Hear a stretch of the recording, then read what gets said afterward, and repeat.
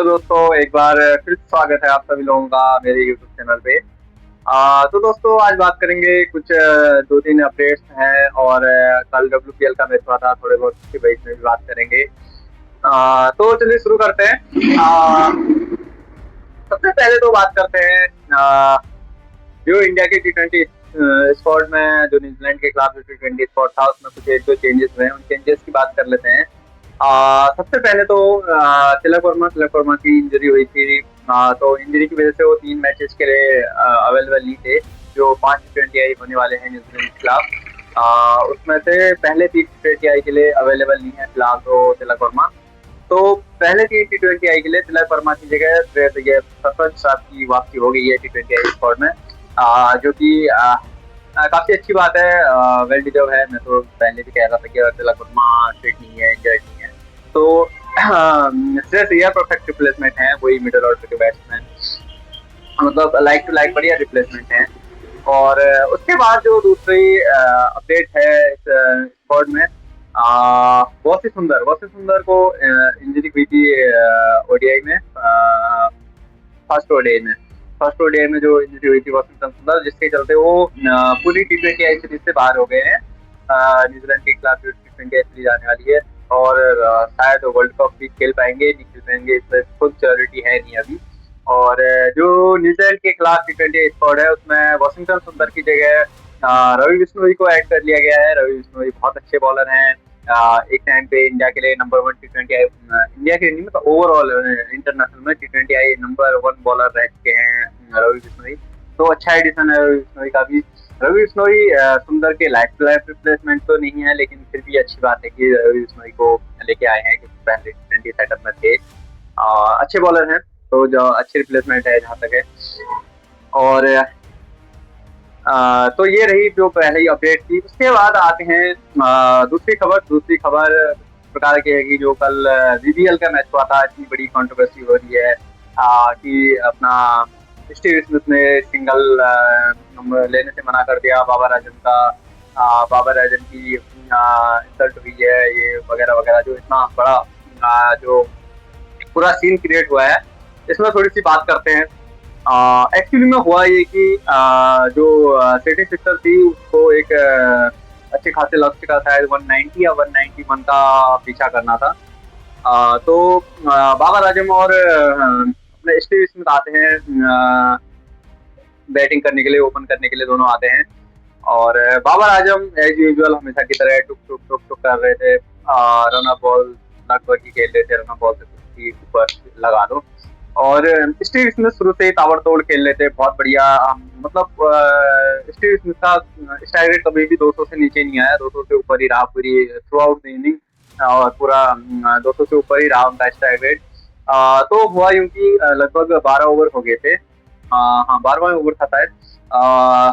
Spinner थे bowling में अपना, कोई ग्रीन था शायद, ग्रीन करके था, स्पिनर था बॉलिंग में। बाबर आजम 3 डॉट गेंदें खेल लेते हैं उनकी, अपना ग्रीन की। और उसके बाद चौथी गेंद में, मतलब चौथी गेंद जो कि ओवर की आखिरी गेंद थी, उससे सिंगल ले रहे थे, जो अपना स्टीव स्मिथ ने मना कर दिया। मेरे हिसाब से तो बिल्कुल सही किया, क्योंकि आप 190-91 का चेज कर रहे हैं और आप स्पिनर के 12वें ओवर में 4 डॉट गेंदें खेल जाओगे, तो डेफिनेट सी बात है कि आपको मतलब सिंगल लेने से मना जो किया स्टीव स्मिथ ने, वो सही फैसला था जहां तक है।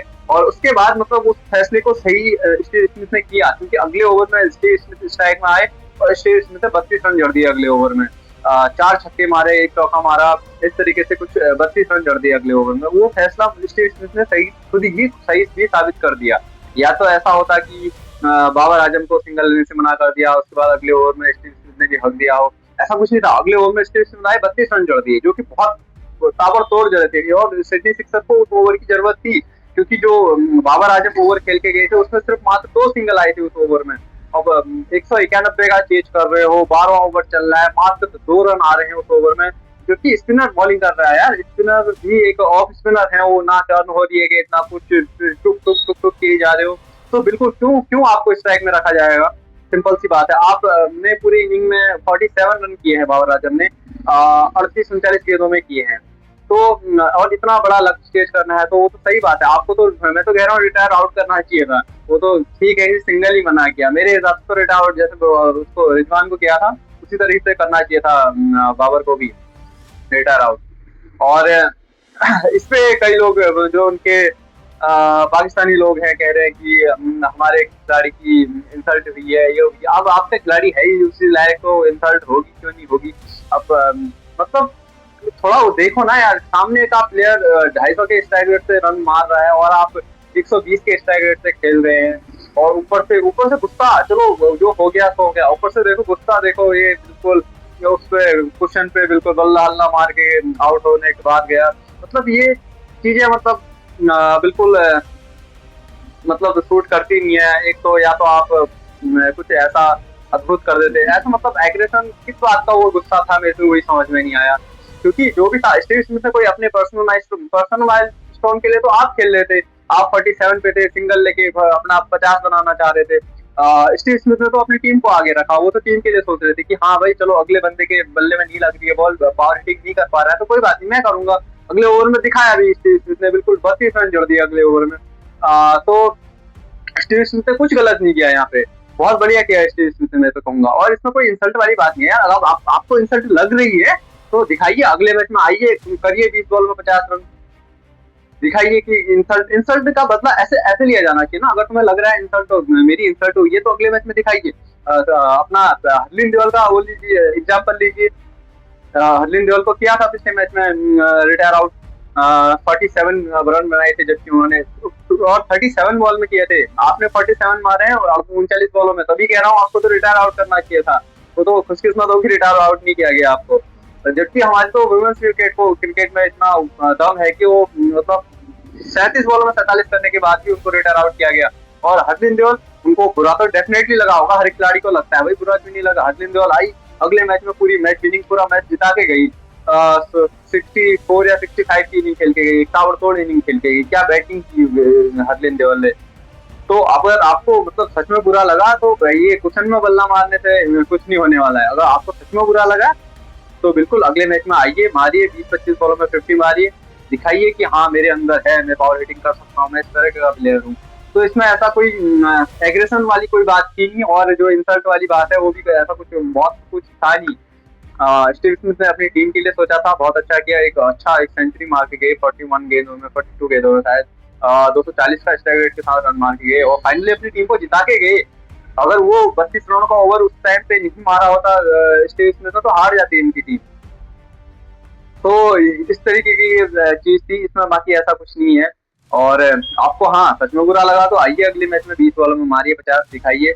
और ऐसे क्वेश्चन में बल्ला मारने से, कोहली की एक्टिंग करने से ऐसा कुछ खास होने वाला है नहीं। तो ये थी जो इस कंट्रोवर्सी का जो पूरा लेखा जोखा था। उसके बाद आ जाते हैं, कल WPL का मैच हुआ था, अपना आरसीबी और गुजरात के बीच में हुआ था। मैं बॉल टू बॉल तो फॉलो नहीं कर पाया, तो इसलिए पूरा स्कोर कार्ड तो डिस्कस करना कोई ऐसा वो है नहीं, क्योंकि मैं बॉल बॉल देख नहीं पाया तो कोई फायदा है नहीं। टॉप परफॉर्मेंसेस देख लेते हैं।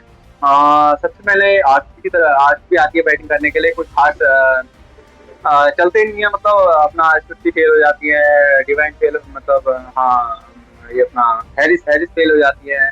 और उसके बाद ऋचा घोष अच्छा खेलती है, 44 रन बनाती है, बढ़िया एक 28 गेंदों में मात्र 44 रन बनाती है। और राधा यादव भी बहुत ही बढ़िया एक आउटस्टैंडिंग नॉक खेल के जाती है, 66 रनों की मात्र 47 बॉलों में। और फिनिशिंग टच नडीन डेकलर एज यूजुअल हमेशा की तरह एक बढ़िया फिनिशिंग टच देके गई, तो कुछ 12-13 बॉलों में 26 रन मार के गई, जिसके बदौलत आरसीबी ने एक अच्छा स्कोर, कुछ 184 के आसपास का अच्छा स्कोर खड़ा कर दिया। और उनकी तरफ से बॉलिंग में, गुजरात की तरफ से बॉलिंग की बात करें तो सोफी डिवाइन लेगी 3 विकेट, काफी अच्छी गेंदबाज है, शायद 3 विकेट तो ये लास्ट के ओवर में लेगी थी, लेकिन आज काफी अच्छे एक्सपीरियंस गेंदबाज हैं, एक्सपीरियंस प्लेयर हैं, बहुत बात कर चुके हैं सोफी डिवाइन की हम पहले भी। और उसके बाद काशवी गौतम अच्छी ऑलराउंडर रही थी, इंडिया की बहुत बढ़िया खिलाड़ी हैं, 2 विकेट वो भी लेगी, और एक रेणुका सिंह 1 विकेट लेगी। तो ये था इनका बॉलिंग स्कोर कार्ड। उसके बाद बैटिंग करने के लिए आती है गुजरात, 184 या 185 का चेज लेके आती है गुजरात। तो गुजरात की तरफ से बैट्समैन अच्छा स्टार्ट देती हैं, 27 के आसपास रन बनाती है, 27 रन 14 गेंदों में तकरीबन। अच्छा स्टार्ट देती हैं, लेकिन सोफी डिवाइन दूसरी छोर से नहीं चलती हैं, मतलब एस्ले गार्डनर नहीं चलती हैं, और मतलब पूरा मिडिल ऑर्डर एकदम फेल ही रहता है। उसके बाद में आके वो भारती फुलमाली, जिन्होंने पहले मुकाबले में भी अच्छी फिनिशिंग दी थी, वो 39 की एक बढ़िया इनिंग खेलती है 20 गेंदों में। और तनुजा तनुजा कंवर भी 20 एक रन मार के जाती हैं, लेकिन इन सब के मतलब इतना इनफ नहीं था कि वो 4 टारगेट अचीव किया जा सके। तो कुल मिला के 150 के आसपास ही बना पाई गुजरात, और आरसीबी जीती ये मैच। आरसीबी ने 3 मैच खेले हैं लगातार, 3 मैचेस जीती है आरसीबी। आरसीबी की विनिंग स्ट्रीक अच्छी चल रही है, डिफेंडिंग चैंपियन है, और डिफेंडिंग चैंपियन ही है, उससे पीछे चैंपियन है, कुल मिला के चैंपियन टीम ही है, और अच्छा खेल रही है इस सीजन, लगातार 3 मैचेस जीत गए हैं। और बॉलिंग की बात करना जरूरी है आरसीबी की तरफ से। बॉलिंग में श्रेयंका पाटिल आउटस्टैंडिंग बॉलिंग, क्या बॉलर है श्रेयंका पाटिल। पिछले मैच में भी अच्छी परफॉर्मेंस दी थी, इस मैच में तो 5 कर ही लेगी बिल्कुल। जो एस्ले गार्डनर, सोफी डिवाइन, ये बीच की कनिका ओझा, ये लोग जो फेल हुए ना, उनका रीजन था ये अपना श्रेयंका पाटिल 5 विकेट लेगी, काफी आउटस्टैंडिंग गेंदबाज है, और बहुत ही बढ़िया गेंदबाजी की इसमें श्रेयंका पाटिल ने, जिसकी बात की जाए कम है इनकी। और उसके बाद लॉरेन बेल ने भी काफी अच्छी गेंदबाजी की, 3 विकेट लेगी लॉरेन बेल। लॉरेन बेल हर मैच में ही अच्छा परफॉर्मेंस कर रही है। पिछले 2 मैचों में शायद विकेट ज्यादा नहीं आई थी, 1 विकेट आई थी, लेकिन इकोनॉमिकल हमेशा 12-13 रन देती थी अपनी 4 ओवर के स्पेल्स में, और आज 3 विकेट लेगी, जो कि बहुत क्रुशियल विकेट थी, बढ़िया थी। और उसके बाद एक नरेंद्र क्लक भी लेगी 1 विकेट, और 1 विकेट अरुंधति रेड्डी लेगी। तो ये कुल मिला के लेखा जोखा था, ये मैच जीत गई बड़ी आसानी से, और यही था कुल मिला के लेखा जोखा। बाकी आज के लिए इतना ही। फिर मिलते हैं अगली वीडियो में, फिर बात करेंगे आगे आने वाली अपडेट्स में। बाकी कल को मैच भी है इंडिया न्यूजीलैंड का, और तो उस मैच के बाद ही बात करेंगे उस मैच में। बाकी तो ऐसा कुछ अपडेट है नहीं इसके बारे में। बाकी मिलते हैं अगली वीडियो में।